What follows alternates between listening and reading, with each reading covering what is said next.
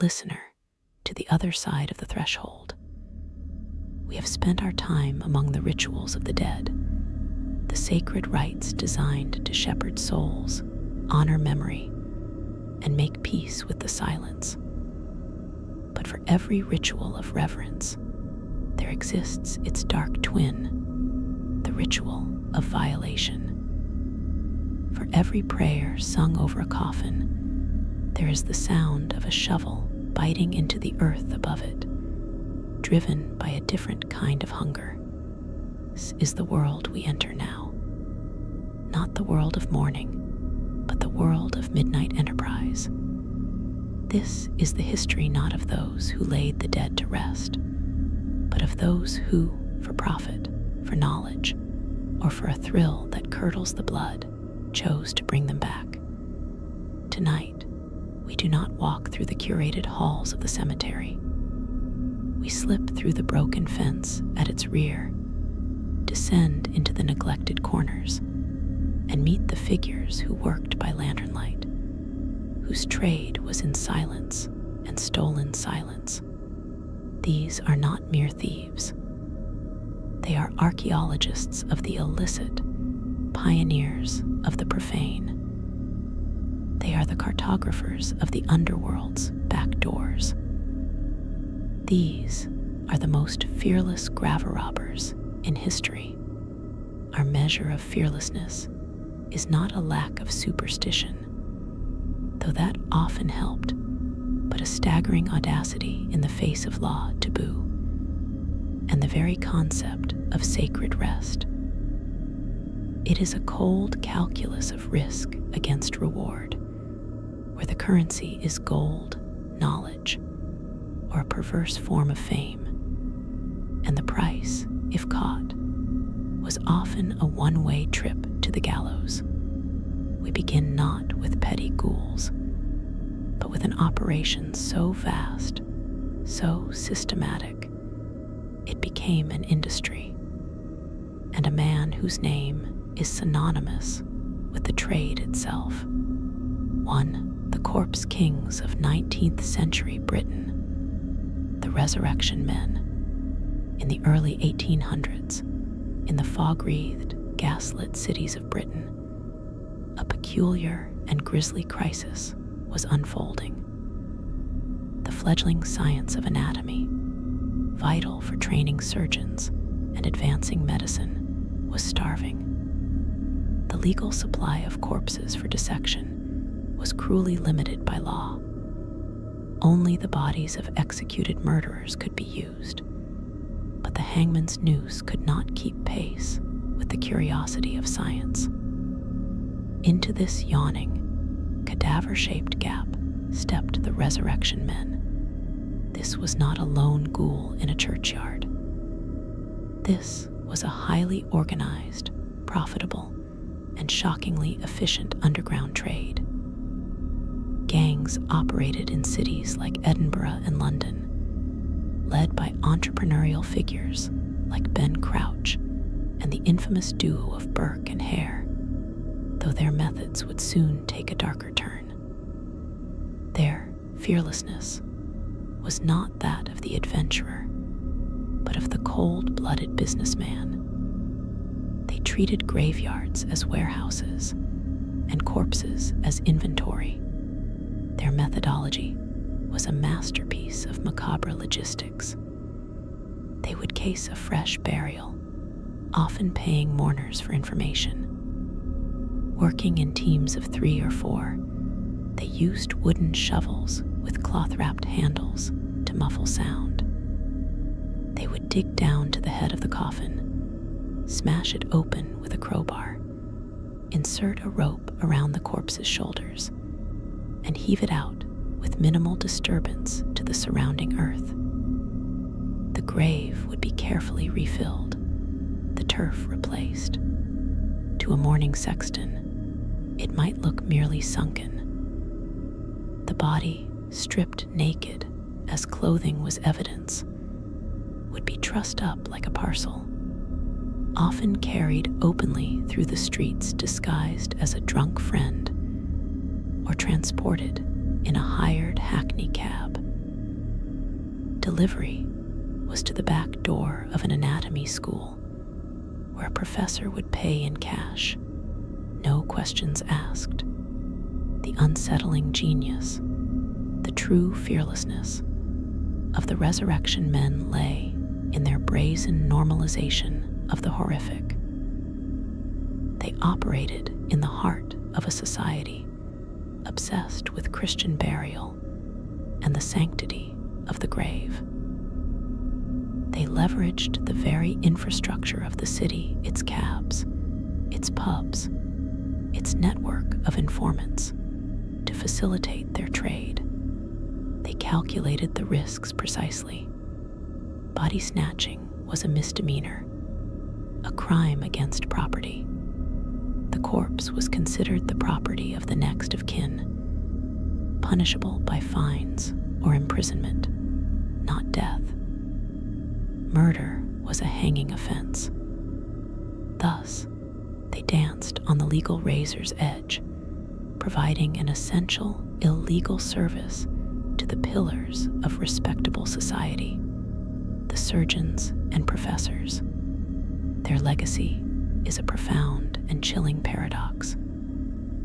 These vile ghouls, these violators of the deepest peace, were directly responsible for saving countless lives. The medical knowledge gained from the corpses they supplied advanced surgical practice immeasurably. They were the necessary shadow, the filthy engine of progress. Their fearlessness was the grim, pragmatic courage to look at a weeping family, a newly turned mound of earth, and see only a commodity and a logistical puzzle. They were the ultimate profiteers of the gap between societal taboo and societal need, proving that the most fearless graverobber is not the one who trembles at ghosts, but the one who understands the exact price of a corpse, and the even higher price society is willing to pay to look the other way. To Giovanni Battista Belzoni, the colossal plunderer, if the resurrection men were the grimy wholesalers of the death trade, our next subject was its flamboyant, imperialist superstar. Giovanni Battista Belzoni was a man of colossal proportions in every sense. A failed hydraulic engineer, a former circus strongman turned antiquarian, and perhaps the most brazenly destructive archaeological adventurer of the 19th century. He was not a sneak thief in a churchyard. He was a conqueror of tombs, a plunderer of pharaohs, a man who treated the Valley of the Kings as his personal warehouse and its contents as trophies for the European market. His fearlessness was the epic, bullish audacity of a man who saw ancient sacred sites not as hallowed ground, but as obstacles to be overcome by main force. His most infamous exploit was the excavation of the tomb of Pharaoh Seti I in 1817. Discovering its hidden entrance, he carved and dynamited his way through over 300 feet of solid bedrock passageway, a feat of sheer destructive persistence. What he found was breathtaking. The first known intact royal tomb in the valley, its walls a masterpiece of painted reliefs containing a sublime alabaster sarcophagus. Belzoni's method was extraction, not preservation. He and his team poured hot wax over the fragile painted walls to make casts, damaging the originals. He focused on the portable and the saleable, the alabaster sarcophagus of Seti I. Too beautiful to leave, he had it shipped down the Nile, across the Mediterranean, and sold it to a private collector in London. It now resides in the Sir John Soane's Museum. He stripped temples of their colossal statues. His most iconic act of sheer muscular theft was the removal of the 7-ton, 3,000-year-old granite bust of Ramesses II, the younger Memnon, from the Ramesseum. With a crew of hundreds, using levers, ropes, and wooden rollers, he dragged it for miles to the Nile, a spectacle of modern engineering triumphing over ancient majesty, all for the glory of the British Museum. The fearless, terrifying grandeur of Belzoni lies in his complete lack of ontological reverence. He did not rob graves in the night. He ransacked them in broad daylight, with the blessing of competing consuls and pashas, in the name of discovery and Western superiority. He was a graverobber on a geopolitical scale. His fearlessness was the arrogance of empire, the conviction that the cultural heritage of a civilization belonged not to the land that bred it or the descendants who lived atop it, but to the man strong enough to take it and the nation powerful enough to display it. He wasn't afraid of curses or ghosts. He was driven by fame, fortune, and the roaring approval of the European salon. He represents the moment graverobbing ceased to be a crime and became an expedition, where the spoils were not medical knowledge, but national prestige, and the violation was not of a single grave, but of an entire people's connection to their monumental past. He was fearless because he truly believed the past belonged to him, and he had the brute strength and the political backing to prove it. We have witnessed the systemic trade of the resurrection men and the colossal plunder of Belzoni.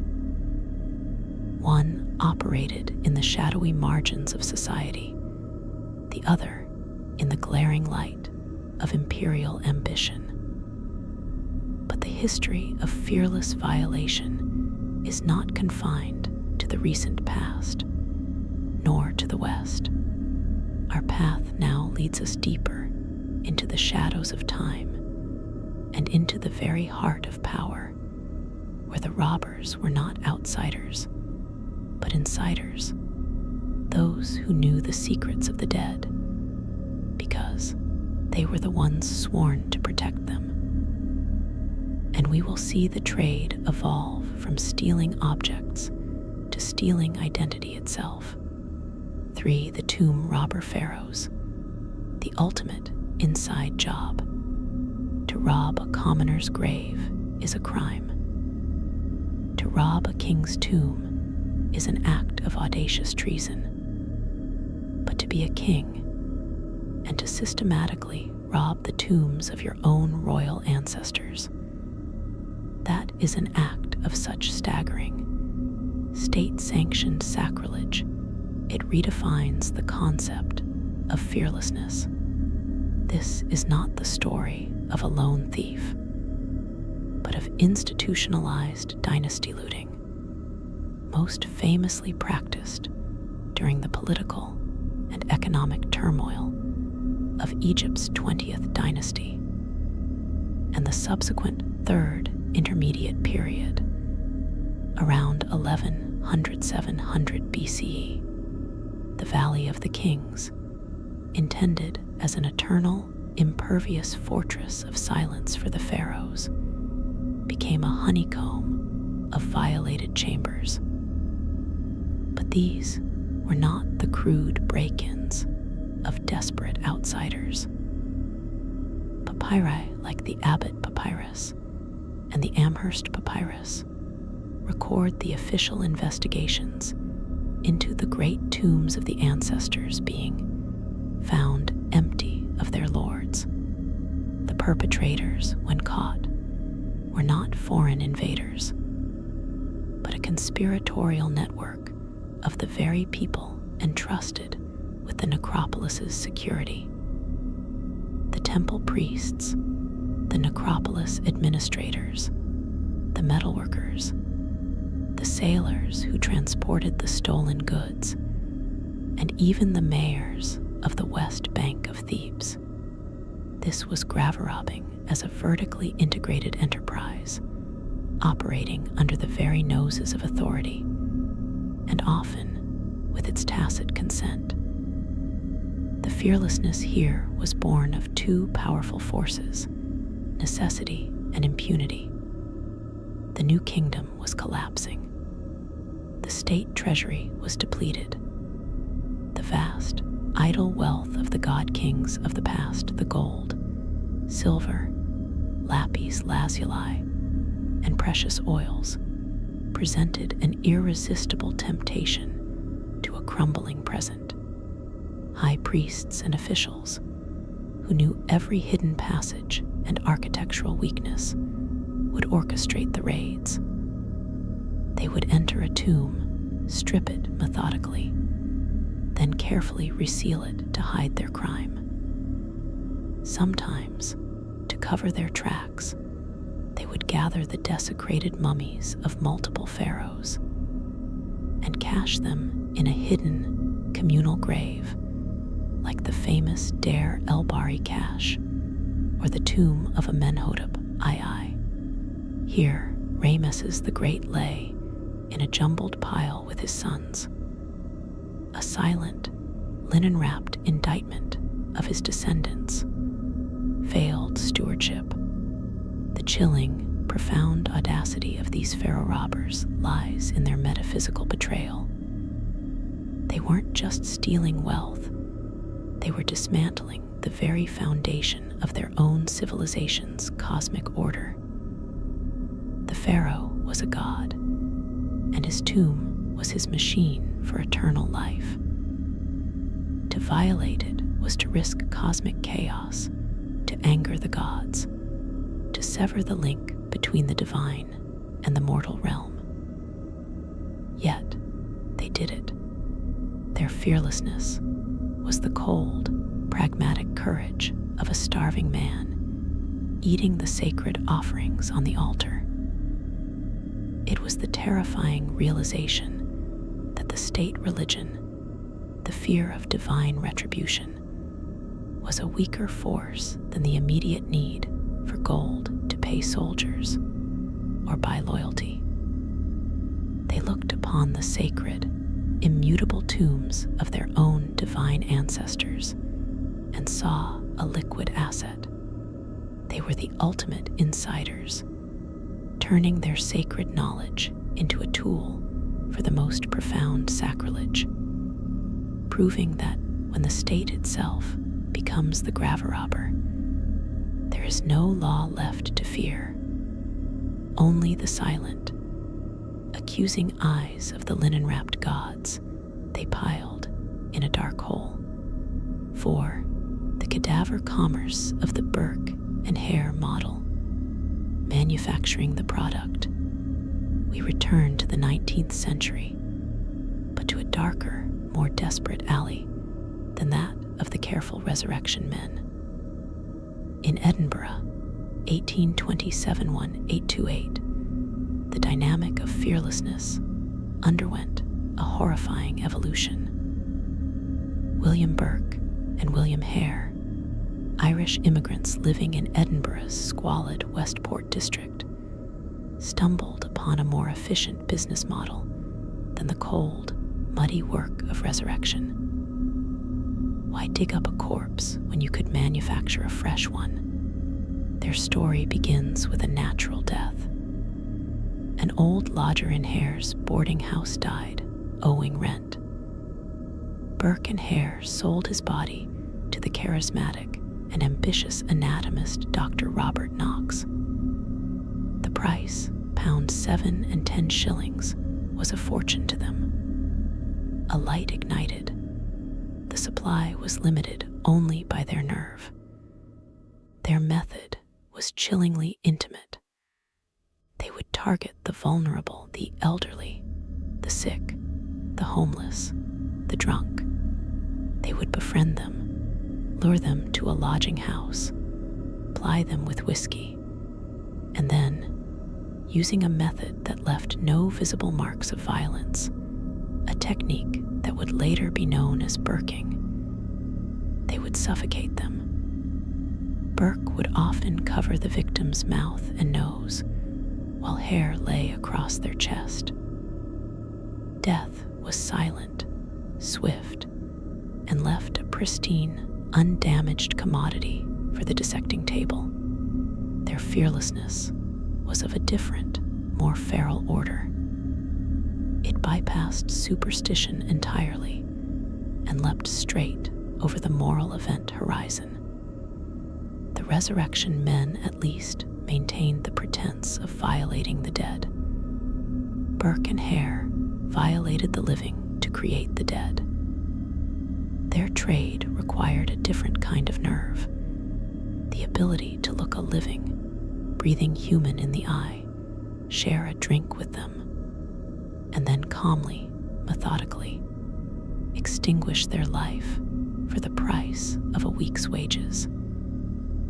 They operated not in the liminal space of the graveyard, but in the heart of the community, turning their own home into an abattoir. The terrifying aspect of their fearlessness was its banality and its market-driven logic. They were not monsters in a Gothic novel.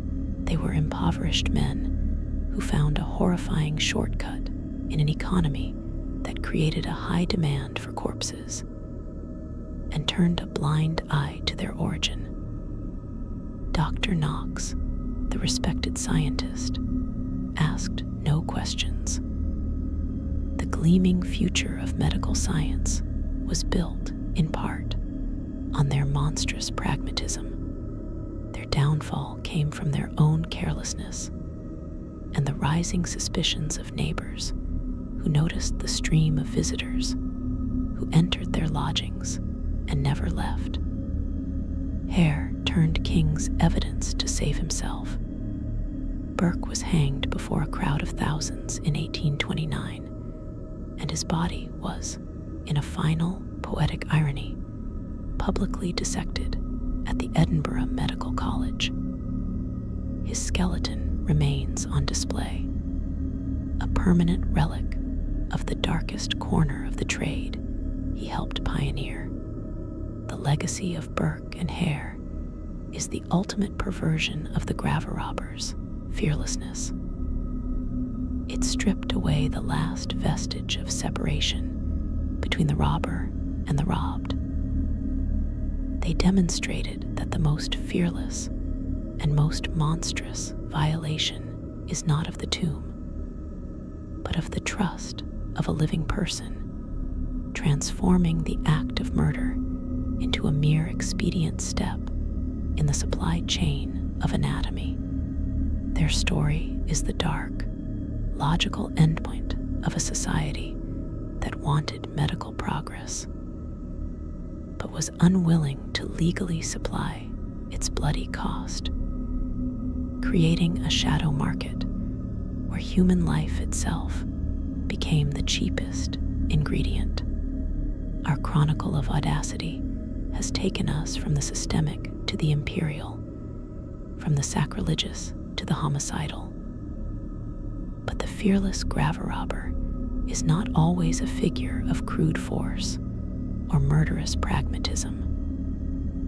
Sometimes, the greatest violations are achieved not through strength, but through patience, not through violence, but through a deep, almost parasitic understanding.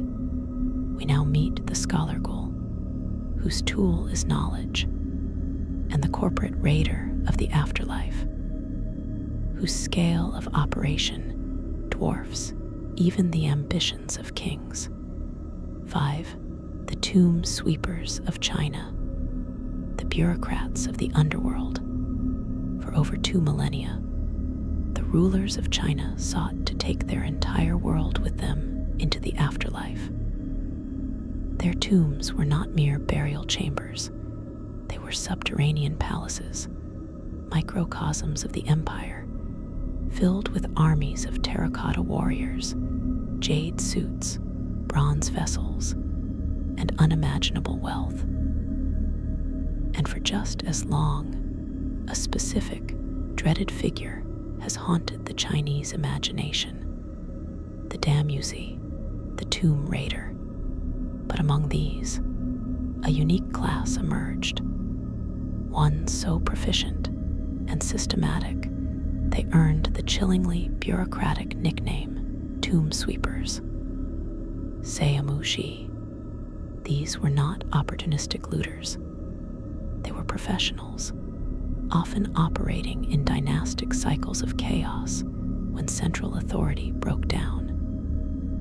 Their fearlessness was born of a terrifying erudition. They were historians of the grave. They studied ancient texts, local folklore, and geomantic principles, feng shui, not to honor the dead, but to locate them.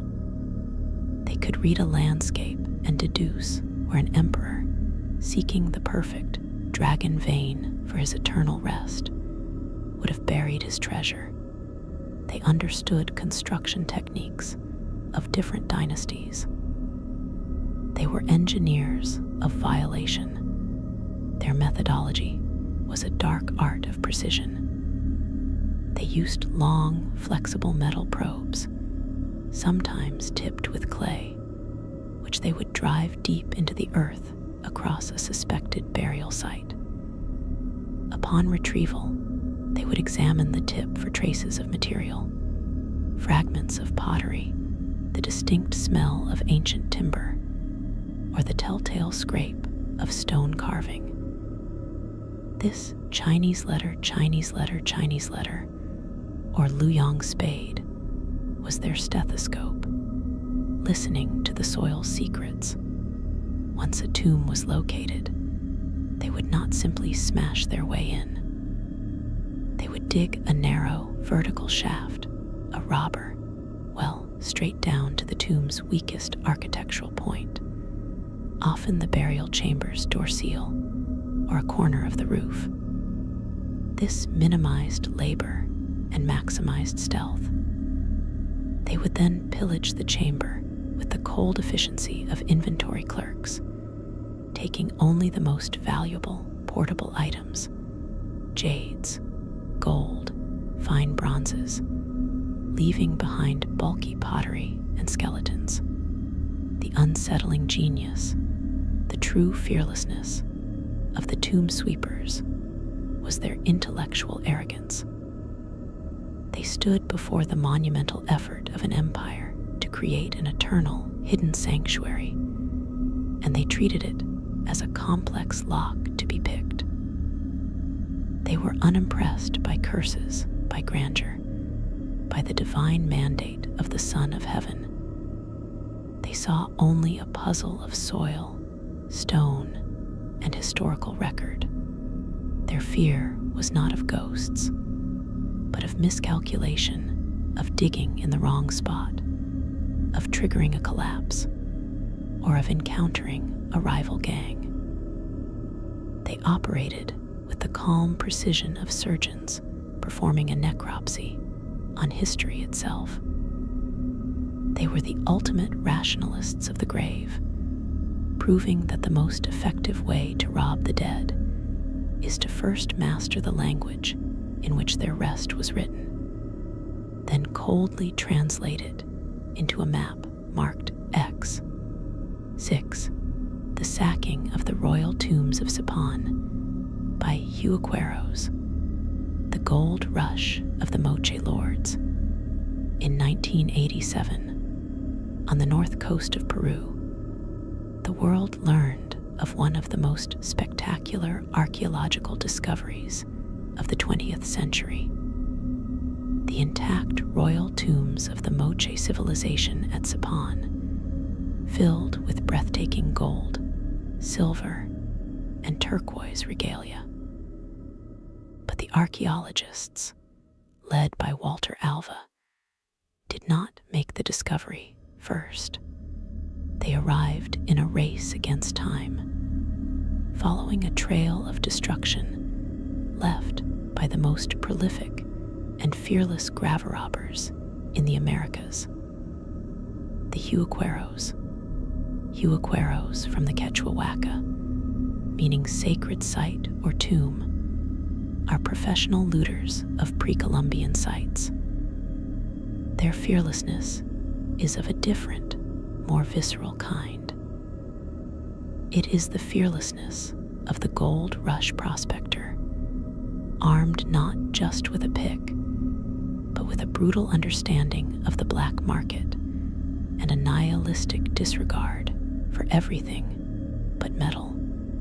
In the 1980s, news of a few spectacular moche artifacts appearing on the international art market triggered a frenzy around the dusty pyramid complexes of Sapon. What ensued was not a careful excavation, but a feeding frenzy. Gangs of Huaqueros, sometimes dozens strong and armed against rival gangs, would descend on a site at night. They used dynamite, bulldozers, and backhoes. They weren't probing for a subtle entrance, they were strip mining history. They would blast open the sides of adobe pyramids, slicing through centuries of construction like a knife through a layer cake, searching for the telltale void of a burial chamber. When they found one, it was a scene of brutal, rapacious chaos. They would tear apart mummy bundles, scattering 1,000-year-old bones, ripping gold ornaments from skeletal limbs, stuffing priceless textiles into sacks, and discarding anything not made of precious metal. Fragile ceramics were smashed underfoot. Context, the arrangement of objects that tells the story of a people, was obliterated forever. The fearless, devastating horror of the Huaquero at Sapon was their industrial-scale, profit-maximizing nihilism. They weren't just robbing graves, they were erasing entire chapters of human history in real time. They worked under the constant threat of violence from rivals, from police, from the collapse of their own dynamite-blown tunnels.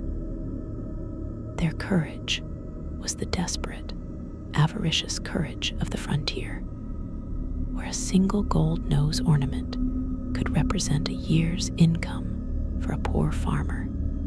They operated in a perfect storm of economic desperation and insatiable international demand from wealthy collectors and corrupt museums.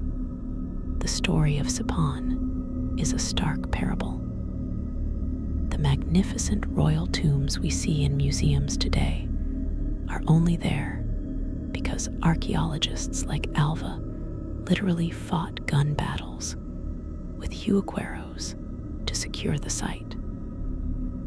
For every intact tomb saved, 100 were utterly destroyed. The fearlessness of the Huaquero is the courage of the vacuum, the audacity to look upon the sacred legacy of a civilization and see only a mineral deposit to be extracted with maximum speed and minimum regard, transforming the silent cities of the dead into open-pit mines for the vanity of the living. They represent graverobbing stripped of all pretense, all subtlety, all but the most brutal and immediate hunger. We have witnessed the intellectual predator in China and the industrial looter in Peru. Their fearlessness was applied to the earth itself, to pyramids and burial mounds. But the most audacious Graverobbers sometimes operate not with shovels and dynamite, but with ledgers, laws, and the quiet authority of an institution. They do not not steal from the dead in the dark of night. They do it in the full light of day, with the stroke of a pen and the implied power of an empire. And then there are those for whom the grave holds no treasure but knowledge itself, and whose violation is so total it seeks to erase the line between the robber and the robbed. 7. Lord Elgin and the diplomatic salvage of the Parthenon marbles. Graverobbing by bureaucratic fiat. In the early 19th century, Thomas Bruce, the 7th Earl of Elgin, was the British ambassador to the Ottoman Empire, which then ruled Greece. Appalled by the deteriorating condition of the Parthenon, the sublime temple atop the Acropolis in Athens, which had been damaged by war and vandalism, he conceived of a project of preservation between 1801 and 1812, with the permission of the Ottoman authorities, not the Greek people. Elgin's agents undertook one of the most brazen acts of cultural appropriation in history.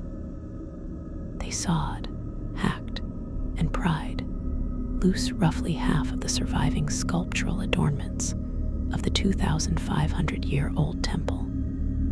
17 monumental figures from the pediments, 15 metope panels, and 247 feet of the continuous frieze that ran around the cella. These were packed into crates and shipped to England, a perilous journey that saw one ship sink. The marbles were later recovered from the sea. Elgin's fearlessness was the serene, unshakable arrogance of imperial privilege. He was not a sneak thief. He operated with a firman, a decree from the Ottoman Sultan, a foreign power occupying Greece. To him, this was legal. His stated motive was preservation and the enlightenment of British society. But the act itself was one of staggering violence. Workmen used ropes and pulleys to topple priceless metopes, smashing some in the process. They sawed through architectural elements to free the sculptures. The poet Lord Byron, who witnessed the scars, called Elgin a spoiler, and the act dull oblivion's vandal tool. The chilling, novel form of fearlessness here was its transformation of vandalism into a diplomatic and scholarly mission.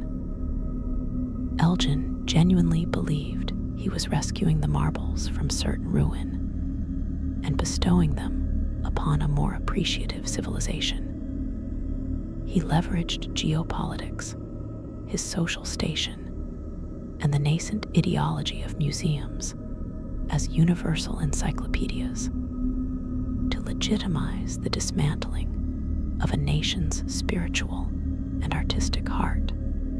He didn't fear ghosts. He feared bad taste and neglect, and used that fear to justify a theft so grand it required its own wing at the British Museum. His audacity was bureaucratic, funded by his own ruinous expense. He nearly bankrupted himself, and protected by the might of the British Empire, he set a precedent that the cultural heritage of a subjugated people could be salvaged by their conquerors, transforming graverobbing from a crime into a curatorial duty. The marbles were not stolen from a tomb, but from a temple, a different kind of sacred space. Yet the principle is the same. The fearless violation of a site's integrity, justified by a paternalistic claim of superior care, making the robber not a criminal, but a connoisseur, and the act not a theft, but a transfer of custody to a safer eternity. 8. The anatomist as Graverobber, John Hunter and the Irish giant. Stealing the body itself.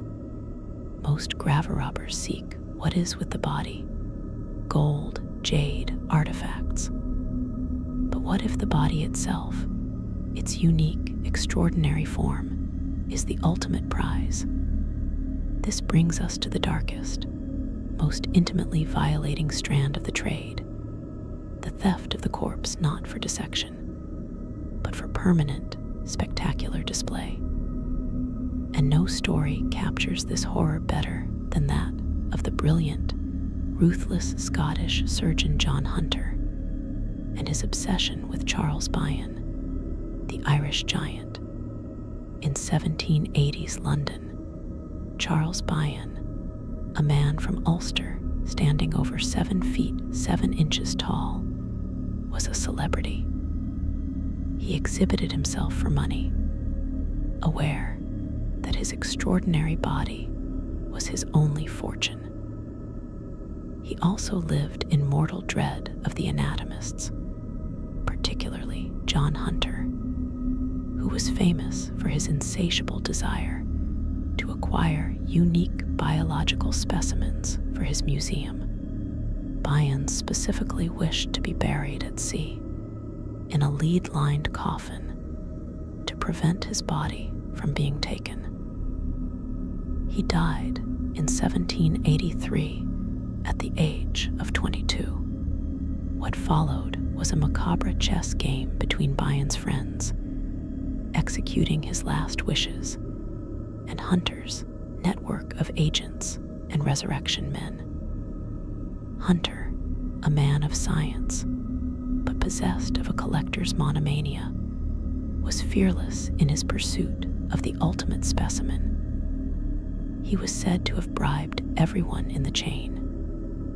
When Byon's body en route to the coast was left at a staging inn, Hunter's men allegedly intercepted it. They replaced the giant's corpse with stones in the coffin, which was then buried at sea, and delivered the real prize to Hunter. The surgeon then performed a rapid, secret dissection in his country house, boiling the flesh from the bones in a huge copper vat to articulate the skeleton. John Hunter's fearlessness was the cold, consuming passion of the scientist collector for whom ethics were obstacles, not principles. He didn't just want to study Byon, he wanted to own him, to add him to his cabinet of curiosities as a testament to nature's variety and Hunter's own power to acquire it. He violated not just a grave, but a specific, desperate dying wish. He treated a human being's mortal fear as a logistical problem to be solved with bribes and trickery. The skeleton of Charles Byon was the crown jewel of Hunter's collection and remains on public display at the Hunterian Museum of the Royal College of Surgeons in London to this day, a subject of ongoing ethical debate and calls for its burial. This act represents the ultimate terrifying intimacy of graverobbing. It is not about loot, but about possession of the very essence of personhood, the physical form. Hunter's fearlessness lay in his absolute conviction that the cause of science and his own fame transcended individual dignity, family grief, and cultural taboo. He was the graverobber as God, deciding that a man's destiny was not his own to choose, but belonged to the archive. In Byon's stolen, bleached bones, we see the logical endpoint of treating the human body as an object. When the collector's desire is infinite, no wish, no law, and no depth of water is deep enough to provide a final rest. We have seen graverobbing ennobled as diplomacy and perfected as a science of possession. But the 20th and 21st centuries have transformed the trade yet again, scaling it to industrialized warfare and digitizing its very soul. The fearless graverobber is no longer just an individual or a gang. It can be a tank column, a ministry of state, or a shadow in the digital marketplace. The stakes are no longer just gold or skeletons, but the identity of nations and the autonomy of the spirit itself. 9. The Nazi Sonderstab and the plunder of Europe's dead. Graverobbing as genocide. During World War II, the Nazi regime institutionalized theft on an unprecedented scale. While the looting of art galleries and libraries is well documented, a more profound and sinister form of graverobbing was perpetrated by the Edinburgh Ancestral Heritage Office and its operational arm, the Sonderstab. Their mission was not merely to steal treasure, but to loot the very past to fabricate a racial mythology that justified their present horrors. This was graverobbing as an ideological weapon, and its fearlessness was the absolute conviction of the totalitarian state. Teams of Edinburgh scholars, backed by the SS, fanned out across occupied Europe. In Poland, they ransacked the tombs of Slavic chieftains and medieval kings, seizing regalia not for its gold, but as evidence to be twisted into propaganda about Germanic supremacy. They desecrated Jewish cemeteries across Eastern Europe, often using the tombstones for paving roads or building materials, an act of annihilation meant to erase even the memory of the dead from the landscape. But their most macabre endeavors were anthropological.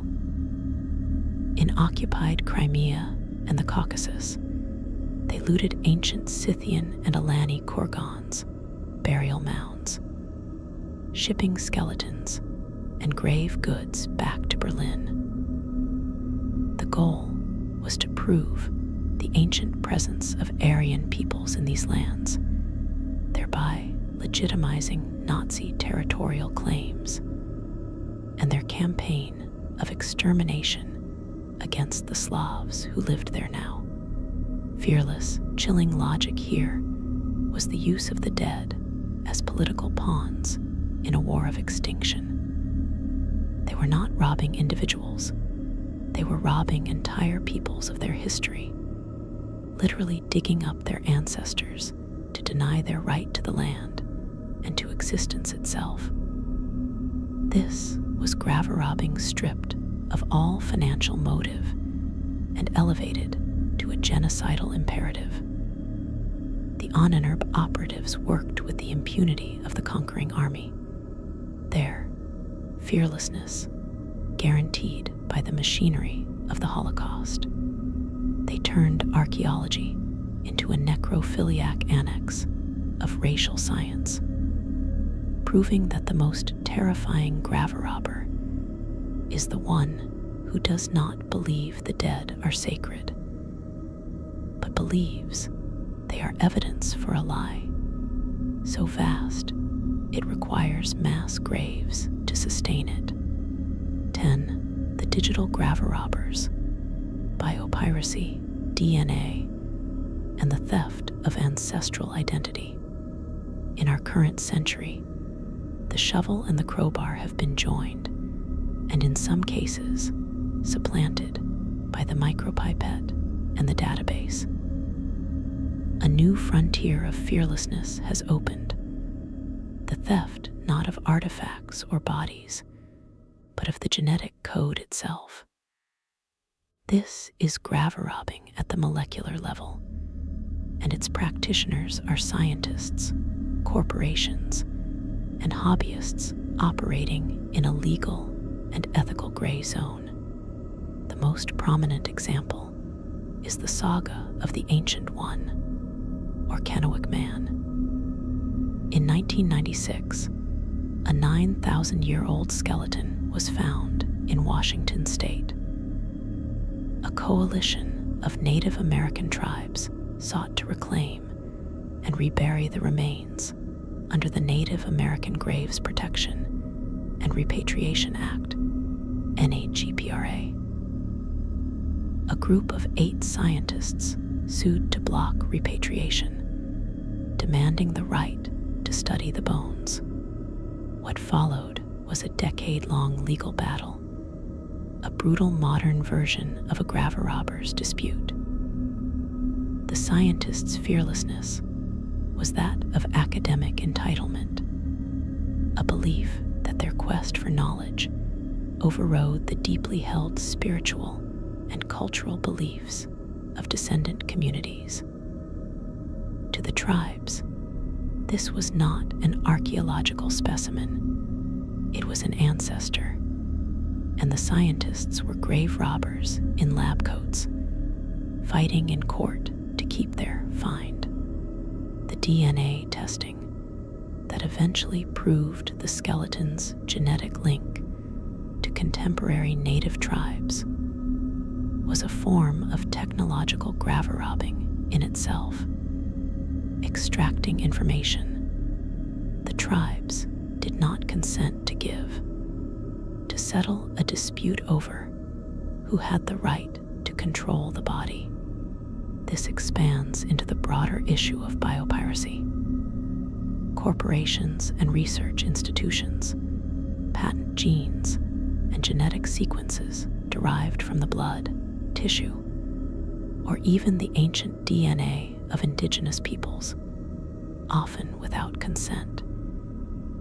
When this genetic material is taken from ancient remains, a hair sample from a museum mummy, a bone fragment from a sacred burial site, it is the ultimate invisible theft.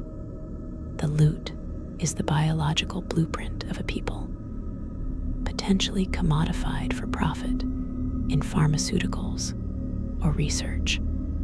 The fearless, unsettling nature of the digital graverobber is their abstraction of the crime. They never touch a tomb. They file a patent, publish a paper, or upload a genome sequence. Their violation is clean, peer-reviewed, and often protected by intellectual property law. They operate with the fearlessness of those who believe data is neutral and free for the taking, and that progress, like empire in Elgin's day, justifies the means. They rob graves of their final sanctuary, genetic anonymity, in sequencing the DNA of an Egyptian mummy or an Inca child sacrifice. They claim a new kind of ownership, turning a sacred ancestor into a data point in a global genetic database. Their most intimate biological information displayed not in a museum case, but in an online journal. This is the final, disquieting evolution. The fearless graverobber who steals not what was buried with the body, but what was buried as the body, the very code of life, extracted and repurposed for a world the dead never imagined. We have traced the evolution of violation from the muddy churchyard to the courtroom, from the dynamited pyramid to the patented gene sequence. But the human drive to possess the past does not conclude with the physical or even the genetic.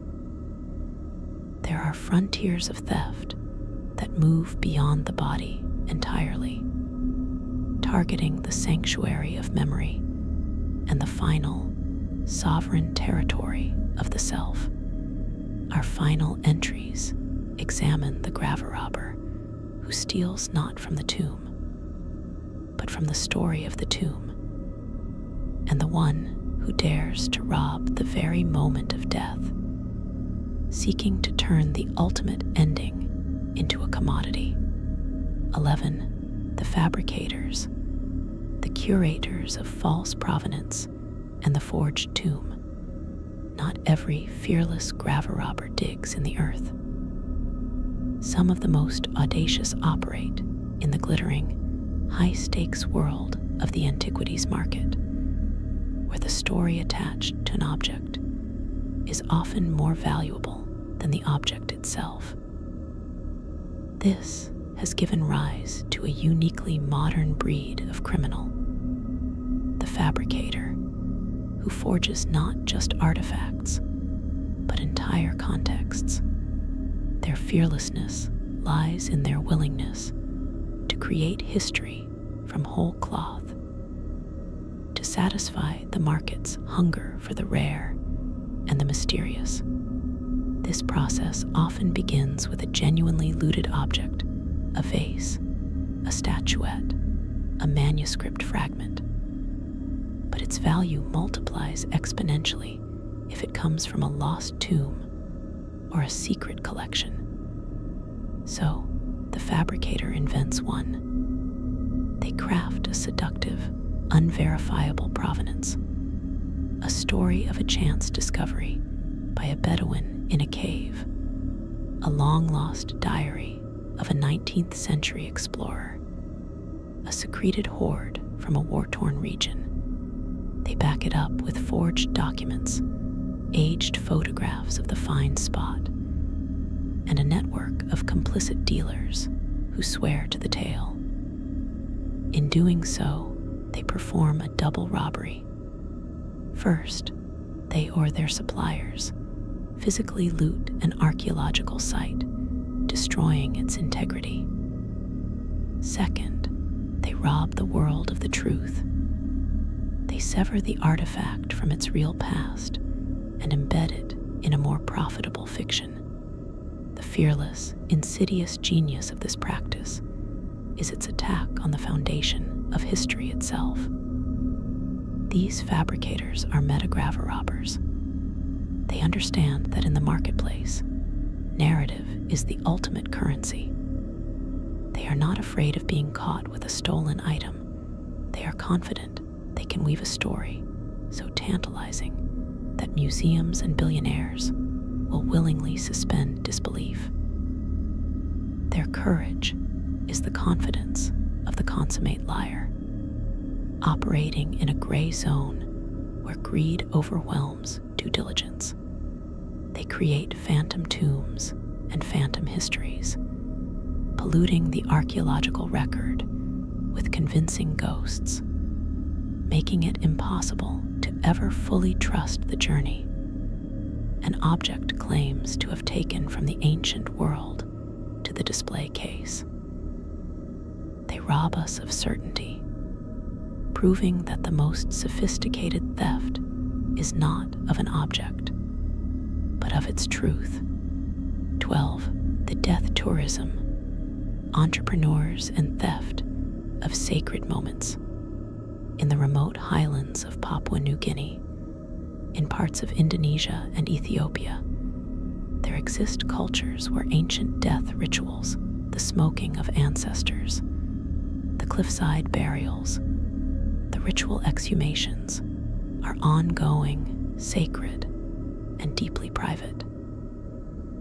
They are the intimate, spiritual core of a community's relationship with its past. And in the 21st century, they have become a destination. A new, chilling form of fearless graverobbery has emerged, the orchestrated theft of the sacred moment itself. Death tourism operators, both foreign and local, broker access. For a fee, they will guide outsiders, photographers, documentary crews, affluent tourists seeking the ultimate, authentic experience into these communities during funerary rites. They pay off local intermediaries, often creating internal conflict and exploiting economic desperation. The tourists, with their long lenses and iPhones, then proceed to document rituals that were never meant for outside eyes. The application of sacred ochre, the weeping over a smoked ancestor during a manning ceremony, the final moments before a body is placed in a cliff niche. The fearless, corrosive violation here is not of bone or gold, but of meaning. These entrepreneurs are robbing the sacred of its context and privacy, transforming a profound communal act of grief, love, and spiritual transition into a spectator sport, a photo opportunity, a consumable exotic experience. Their fearlessness is the bold-faced commodification of the most intimate human experience. They are not afraid of trespassing on sacred ground because they have bought a key made of cash that turns a rite of passage into a performance. This theft extends beyond the moment. The photographs and videos are then sold to magazines, posted on blogs, and circulated on social media, forever separating the ritual from the community that gave it meaning. The images become another form of loot, stripped of their sacred charge, and added to the global archive of the sensational. This graverobber understands that in an oversaturated world, the ultimate luxury experience is not a thing, but a real moment. And they are fearless in packaging and selling the most real moment of all, ensuring that even in their most vulnerable, sacred hour, the living and the dead are no longer participants in their own story, but exhibits in someone else's curated tour of the macabre. They prove that the final frontier for the fearless graverobber is not the body, nor the artifact, but the sanctity of the farewell itself. We have reached the final, desolate shore of this history. Beyond the theft of objects, genes, and moments lies a deeper, more abstracted crime, the theft of place and the theft of future. These are acts of graverobbing so total, so systemic, they target not the contents of the grave, but the very ground in which it sits, and not the remains of the past, but the possibility of a future resting place. The fearless here is the audacity of annihilation and the cold patience of preemptive erasure. 13. The industrial tomb raisers, mining, urbanization, and the erasure of the underworld, the most prolific and often least remarked upon. Graverobbers of the modern era carry not shovels, but deeds and geological surveys. They are the mining conglomerates, the real estate developers, the infrastructure projects. Their tool is the bulldozer, the dynamite charge, the open pit mine. Their fearlessness is not that of the outlaw, but of the corporate entity shielded by permits, economic necessity, and the staggering, impersonal scale of their work. Across the globe, from the copper mines of the Atacama Desert to the lignite fields of Germany, from the path of a new highway in China to the expanding suburbs of a megacity everywhere, ancient burial grounds are discovered, surveyed, and obliterated as a matter of course. Archaeological assessments may be made, sometimes leading to salvage excavations, a frantic, underfunded graverobbing by professionals trying to snatch fragments of knowledge from the jaws of the excavator. But more often, the pace of progress is too swift. A Neolithic cemetery becomes the foundation for a shopping mall. 1,000 Maya burials are ground into aggregate for a new airport runway. A sacred hill containing generations of ancestors is processed for the rare earth minerals in its soil. The chilling, fearless efficiency of this form of graverobbing is its banality and its totality. It does not seek to steal from the grave, it seeks to delete the grave itself. It is graverobbing as a byproduct, a line item in an environmental impact statement. The violators are not individuals fearing ghosts, but boardrooms fearing quarterly losses.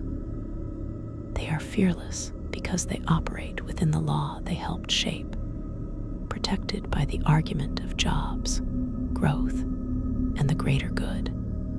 Their crime is not against the dead, but against the future's memory.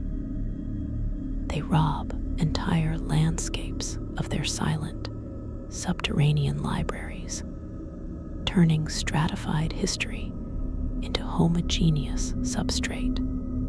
This is the ultimate expression of the colonial mindset that views land only as resource. If there is value beneath the graves, in ore, in location, in buildable space, then the graves and the people who made them become an inconvenient layer to be stripped away. It is the most profound disrespect, rendered not with malice, but with a spreadsheet. 14. The preemptive graverobbers, the cremains mix-up, and the theft of anticipated peace. Our final entry descends from the monumental to the agonizingly personal. It does not concern ancient kings or lost civilizations, but the most fundamental contract of the death ritual, that the care we take with our dead will be honored, that the vessel we choose for their final physical state will be treated with fidelity. In the modern, industrialized funeral industry, this contract is sometimes broken in a way that constitutes a unique, intimate horror. The negligent mixing or mislabeling of cremated remains or cremains. This is graverobbing of a surreal and devastating order. It is not the theft of a body for profit or science, but the theft of specificity, of the sacred uniqueness of an individual's physical essence. In overworked, underregulated, or negligently run crematoria, the meticulous process of keeping each individual's remains separate can fail. Ashes may be incompletely swept from a shared retort. Tags may be misplaced. Urns may be mislabeled. The result is that a family, having chosen cremation for its finality, portability, or simplicity, receives a container of ash that is not, or not entirely, their loved one. They may have received a commingled mixture of several people, or the entirely wrong person altogether. Fearless, tragic violation here is one of profound, bureaucratic betrayal. The family, in their most vulnerable state, has entrusted a sacred duty to a professional system. That system, through carelessness or corner cutting, robs them of the one thing the ritual was meant to provide: certainty of custody. The fearlessness is the complacency of the indifferent functionary for whom the process is a daily, desensitized routine. The grief of the bereaved is not his concern. The throughput of the retort is. This theft is particularly macabre because it corrupts the future. That urn of ash was to be buried, scattered, kept on a mantle, a focal point for memory.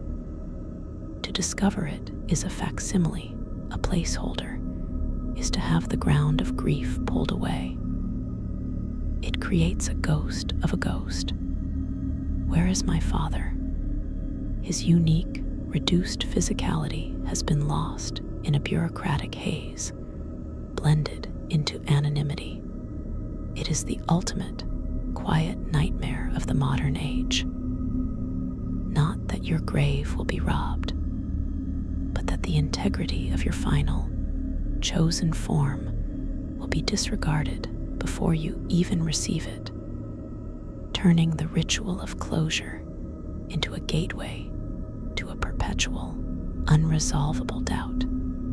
This graverobber fears no law, no ghost, only a dip in efficiency.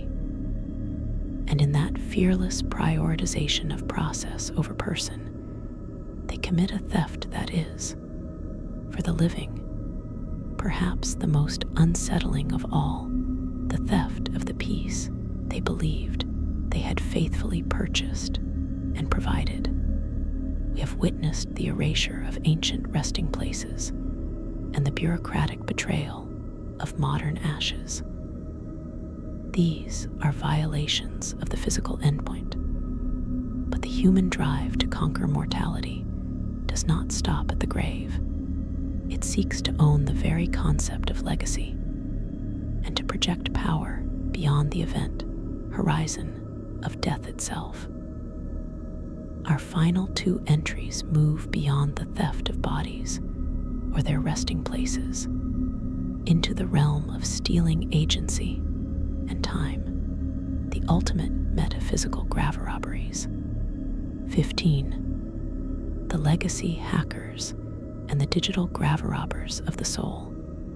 In the 21st century, we are building a new kind of afterlife, the digital one. Our social media profiles, cloud storage, emails, and blogs form a vast, externalized memory, a digital soul.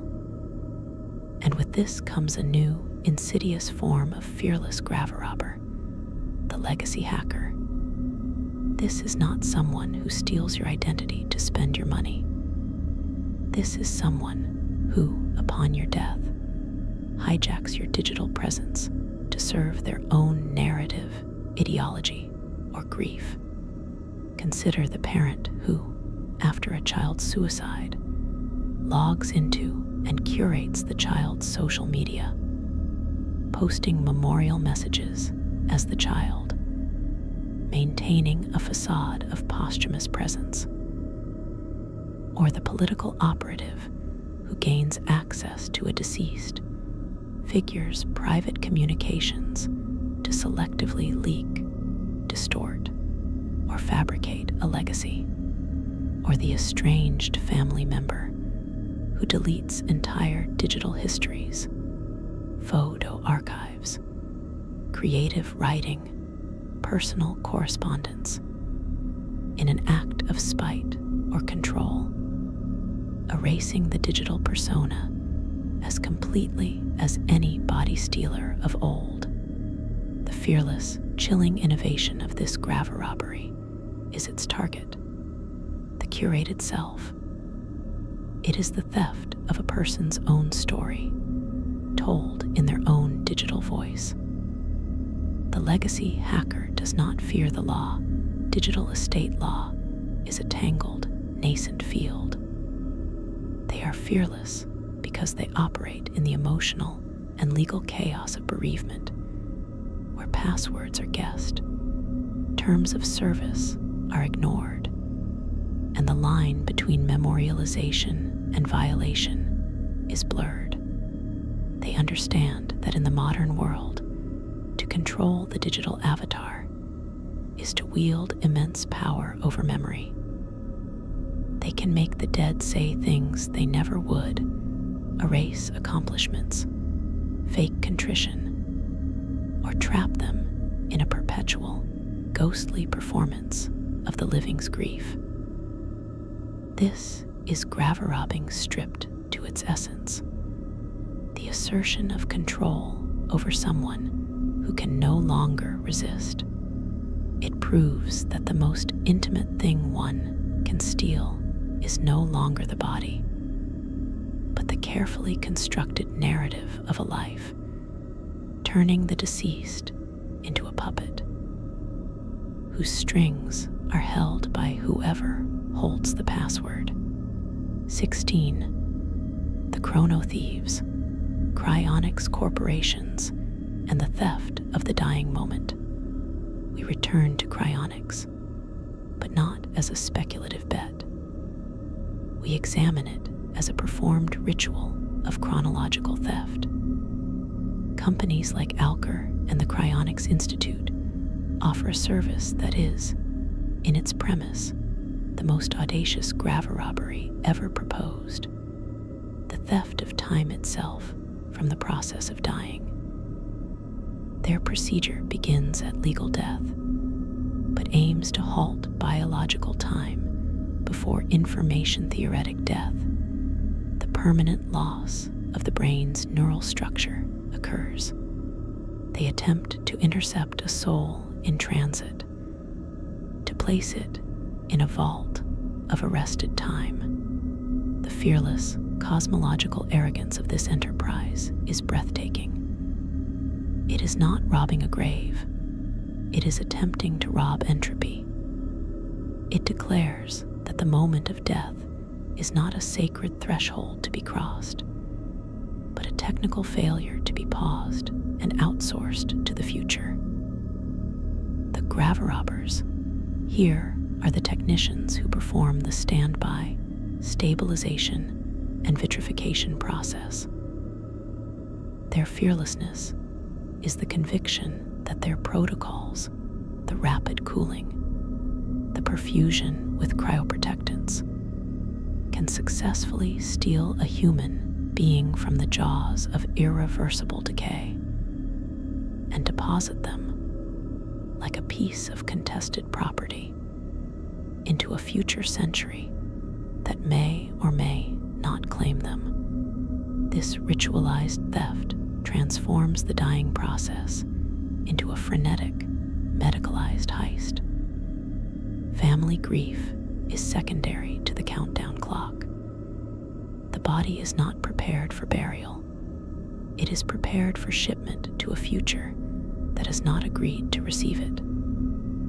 The corporation, in accepting massive sums of money, assumes ownership of the client's temporal destiny. They become the custodians of a frozen, unresolved story, holding a life in perpetual, icy parenthesis. The haunting, profound violation inherent in this model is its radical usurpation of nature's most fundamental schedule. It is the ultimate expression of the human refusal to be a subject of time, attempting to turn death into a subordinate clause. The Cryonics Corporation, as chrono thief, promises not to preserve a memory or a legacy, but to preserve the speculative potential of a continued narrative. They rob the grave of its finality, replacing it with the hum of a liquid nitrogen dewar and an invoice for perpetual storage. In doing so, they create a new kind of resting place, not a tomb, but a waiting room outside of time itself, where the fearless graverobber is not a person, but a promise, and the thing stolen is not an object, but the definitive end of the story. Our exploration has taken us from the physical to the digital, from the theft of objects to the theft of time. Yet, the concept of the fearless graverobber finds its most paradoxical and complete expression in two final figures. One embodies the ultimate act of cultural self-cannibalism, where the robbers are not outsiders, but the very descendants of the robbed. The other operates in a realm beyond fear entirely, motivated by a love so profound, and distorted it becomes the most intimate violation of all. 17. The self-looters, patrimony for sale, and the dismantling of memory. There exists a quiet, desperate, and uniquely modern form of graverobbing that requires no breaking of seals or cover of night. It is conducted in the full light of day, in the parlors of ancestral homes and the back rooms of reputable auction houses. This is the act of families, institutions, or even nations selling off their own patrimony. It is the systematic dismantling of a curated past, piece by piece, to pay the debts of the present. Consider the impoverished European aristocrat, his estate crumbling, his fortune gone. He walks through portrait galleries lined with the faces of his ancestors, past cabinets holding relics of their lives, a snuff box gifted by a king, a journal from a grand tour, a sword carried in a forgotten war. To him, they are not just objects, they are the physical synapses of family memory.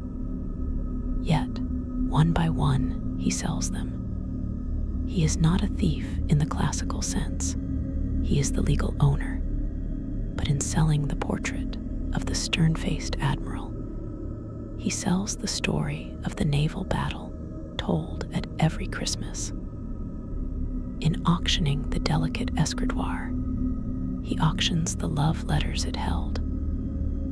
He is robbing his own family's grave, the grave of collective memory, housed in the manor.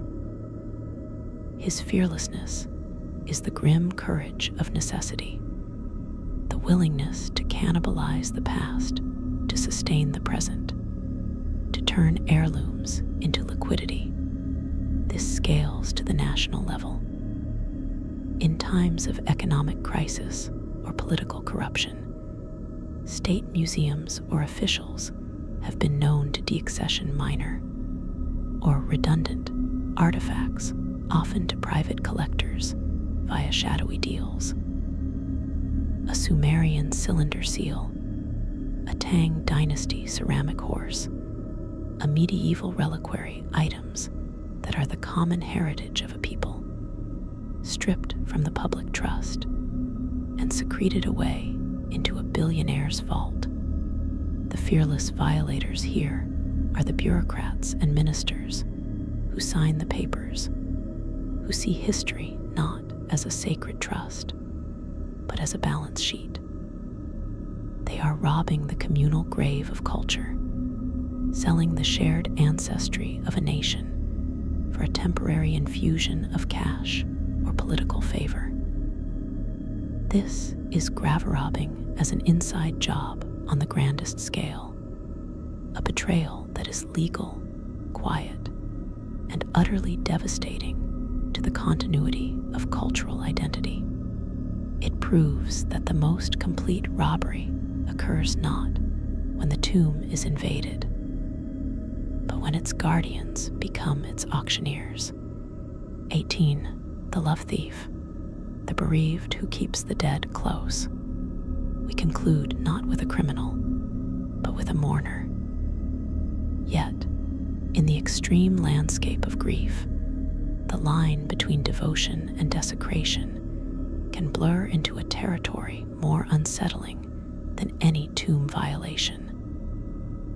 This is the story of the love thief, the bereaved individual who, unable to accept the finality of death, effectively robs the grave by refusing to let the dead depart.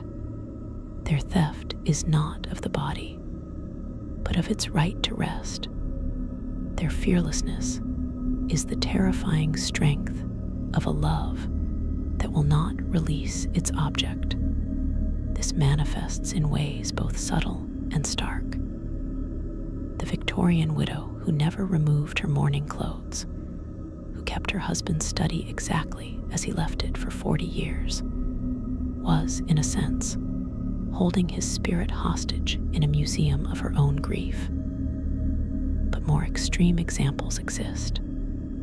There are documented cases, rare but chilling, of individuals who, after a death, have hidden the body rather than report it.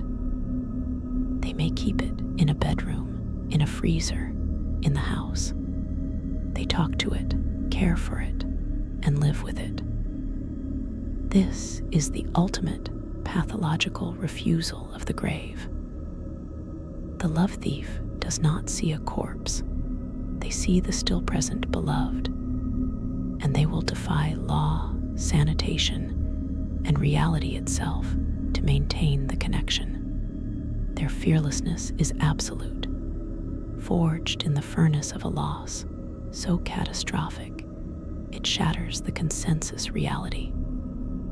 They do not fear arrest, disease, or social ostracism. Their only fear is the finality that official processes represent.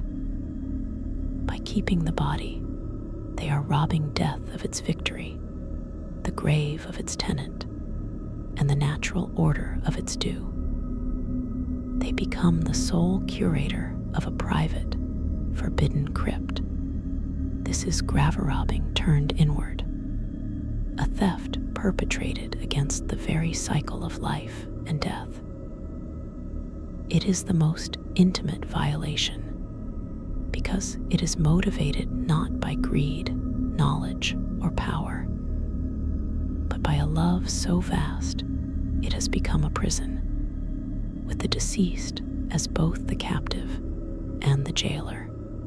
In this final, tragic figure, we see the dark mirror of all our rituals, the point where the desire to honor and remember curdles into the need to possess and control, proving that the most fearless graverobber of all may be the human heart, unwilling to surrender its treasure to the earth, to time, or to any peace but its own unbearable, silent vigil.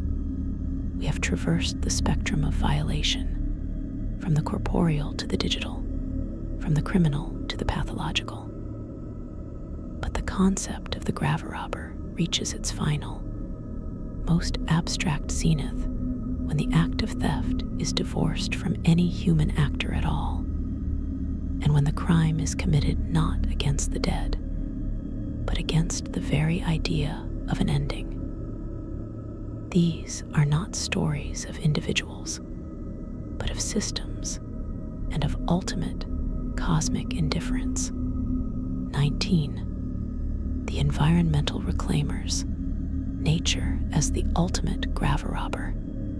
For all our fears of human violators, there exists a graverobber more patient, more relentless, and utterly fearless, because it operates without consciousness, without malice, and without any concept of taboo. This is the natural world itself. Climate change, rising sea levels, coastal erosion, desertification, glacial melt, these are not acts of theft, but processes of reclamation. Yet, in their effect, they perform the most vast and impartial graverobbing in Earth's history. Consider the coastal cemeteries of Alaska and Louisiana, where thawing permafrost and rising tides are pulling caskets from the softening earth, spilling their contents into the waves.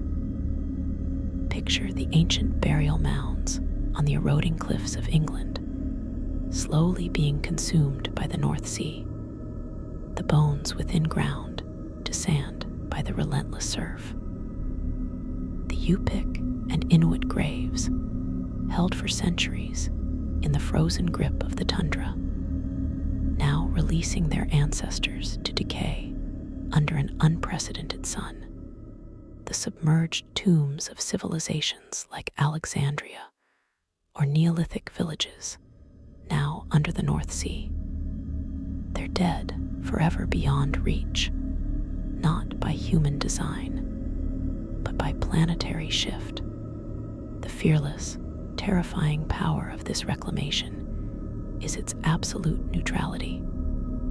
The ocean does not want the gold teeth in the coffin. The thawing soil has no use for the femur it exposes. This is graverobbing as a function of geology and physics. It mocks human notions of eternal rest, demonstrating that the planet itself is in constant flux, and our sacred plots are merely temporary arrangements on its dynamic surface. There is no one to blame, no motive to decipher, no crime to prosecute. The tombstones topple not from a vandal's hand, but from the wind of a stronger storm. The crypt floods not because a seal was broken, but because the sea level rose. This is the ultimate, humbling fearlessness, the environment's calm, inexorable demonstration that all graves are, in the long arc of deep time, merely loans from the elements. We bury our dead in the earth, but the earth is not a vault. It is a current, and eventually, it always claims its own. 20. The heat death of the universe, the theft of all graves. We arrive at the final, inevitable horizon. Every grave, every tomb, every mausoleum, every ash scattered to the wind, every digitized memory floating in the cloud, exists within a closed system on borrowed time. According to the leading cosmological model, the ultimate fate of our universe is heat death, a state of maximum entropy where all energy is evenly distributed. All stars have burnt out, all structures have decayed, and no more work can be done. It is a state of perfect, uniform, eternal stillness. In this model, everything is a graverobber, and everything is robbed.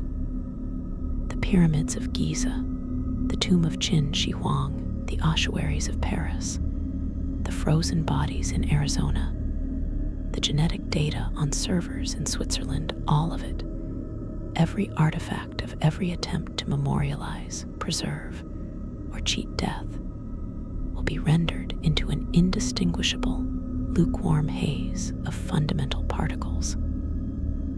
Time itself, the medium in which memory and legacy exist, becomes meaningless.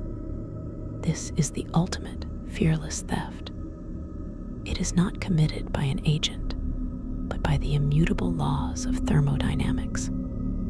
It robs not just the contents of graves, but the graves themselves. It robs the robbers. It robs the very concept of history. The love thief's vigil, the corporation's frozen vault, the nation's patrimony, the hacker's digital ghost, all are provisional arrangements in a universe whose final destination is the erasure of all arrangement. The fearless, desolate grandeur of this perspective is its pure, philosophical finality. It makes every graverobber we have discussed, from the resurrection man to the cryonicist, a participant in a temporary, local skirmish against a tide that has already won. It suggests that the only true fearlessness is the universe's own indifference to our projects of permanence. In the end, the planet will reclaim the body, and the cosmos will reclaim the atom. Our dark lullabies, our rituals of theft and preservation, are just that, lullabies, beautiful, desperate, human songs hummed against a gathering silence, so vast it will one day forget they were ever sung. The final Graverobber has no name, no motive, and no end. It is simply the slow, cold unwinding of everything, making a ghost of matter itself, and returning every stolen secret, every guarded relic, and every cherished bone to the original, featureless void from which it briefly emerged. And so, the lantern gutters. We have stood together in the mud of 1,000 violated churchyards. We have felt the chill of the resurrection man's shed, the dry heat of the Huaquero's dynamite blast, the sterile air of the cryonics lab. We have followed the tracks of fearlessness in all its forms, the greed of the gang, the arrogance of the empire, the cold logic of the scientist, the desperate love of the mourner, the patient hunger of the earth, the silent sentence of the stars. From Ben Crouch's muddy trade to the algorithmic ghosts of legacy hackers, the story has been the same. It is the story of a line thin, deep, and sacred that we draw around our dead. A line meant to signify, here, the world of use and taking ends. Here begins the country of memory, of rest, of the untouchable. And standing opposite that line in every age has been the figure of the Graverobber, not as a monster from a fable, but as a manifestation of our own untamed hungers. For gold, for knowledge, for power, for connection, for more time. They are the ultimate realists. They look at our most profound taboo and see only an obstacle. They are the fracture in our faith, the proof that no sanctity is absolute if the need or the desire on the other side is strong enough. The Pharaoh's curse is less powerful than a priest's debt. A widow's tears are less legal than a surgeon's curiosity. A nation's heritage is lighter than a billionaire's wire transfer. A planet's climate does not remember our funeral rites. We sought the most fearless, and we found them not in the absence of terror, but in the presence of a greater force. For the resurrection men, it was the market. For Belzoni, it was glory. For the tomb-sweeping bureaucrat of China, it was knowledge. For the love thief, it was grief so colossal it created its own reality. Their fearlessness was always a transaction, a calculus where what lay beyond the line, be it a skeleton, a sculpture, a strand of DNA, or a moment of peace, was worth more than the fear of gods, the wrath of the law, or the stinging judgment of eternity. This channel has been a chronicle of that transaction, a walk through the negative space of history, where the footprints are deepest, not in the halls of power, but in the disturbed earth of the tomb. We have listened for the echoes of the pick, the saw, the shuffled step in the crypt, the click of the mouse that executes a digital will. Let this final silence be different now. Let it be the silence after the transaction. The grave, whether empty or full, has had its say. The robber, whether hanged or knighted, has made their choice.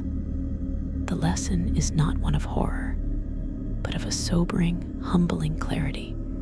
We build our monuments of memory on a shore that is always, inevitably, being eroded. By other hands, by the sea, by time itself, the most fearless Graverobber, in the end, is the one who understands this perfectly and acts anyway. Thank you for having the courage to listen in this dark. Thank you for walking these forgotten paths. The ledger is closed. The lantern is extinguished. History's dark lullabies now leaves you to your rest. Sleep